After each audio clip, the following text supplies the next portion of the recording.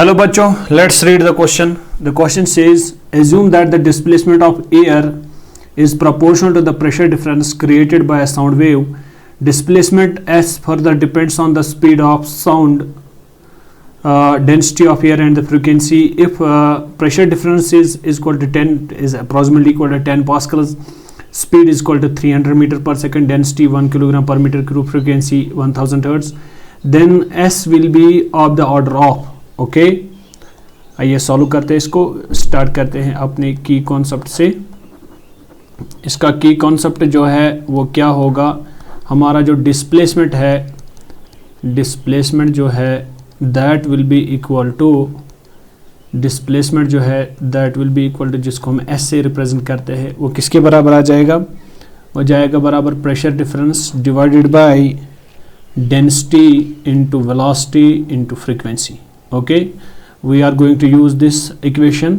तो जो delta P है that is equal to pressure difference, this is equal to pressure difference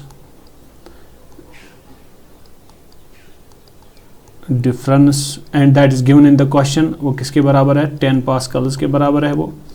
okay, तो density की अगर बात की जाए, डेंसिटी जो है हमारी, density is also given that is equal to 1 kilogram metre per cube. अगर वेलोसिटी की बात की जाए, velocity is also given in the question that is equal to 300 metre per second and frequency is also given that is equal to 1000 hertz. Now putting the values and find the answer. So displacement will be equal to, this is delta p, इसको हम 10 Pascal's लिखेंगे ऊपर, divided by density, इसका value 1 आ जाएगा, velocity 300 और frequency को लिखेंगे 1000. 10 cancel हो जाएगा, तो आई थिंक आंसर किसके बराबर बन जाएगा. तो आंसर को बनाने के लिए answer will be equal to, तो क्या हम इसको लिख सकते हैं 100 डिवाइडेड बाय 300 इंटू 10⁴. अगर ये चीज़ सही है तो क्या मैं इसको लिख सकता हूँ 0 and 0 will get cancel, this will be equal to 1/3 into 10⁻³ तो अगले पेज पे इसको सॉल्व करने की कोशिश करता हूँ. Displacement will be equal to 1/3 into 10⁻³ so the answer will be 10⁻³ millimetre के बजाय आएगा. तो इसका मतलब डिस्प्लेसमेंट आएगा 1/3 इंटू 10.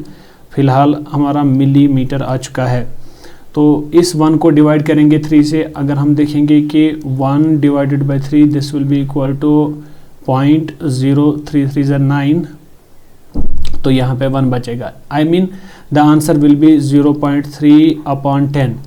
तो यहाँ से हमारा मिलीमीटर आ जाएगा. क्या मैं इसको लिख सकता हूँ, अब इसको मैं लिख सकता हूँ 3/100 मिलीमीटर इसका सही आंसर रहेगा. So that this is the displacement find.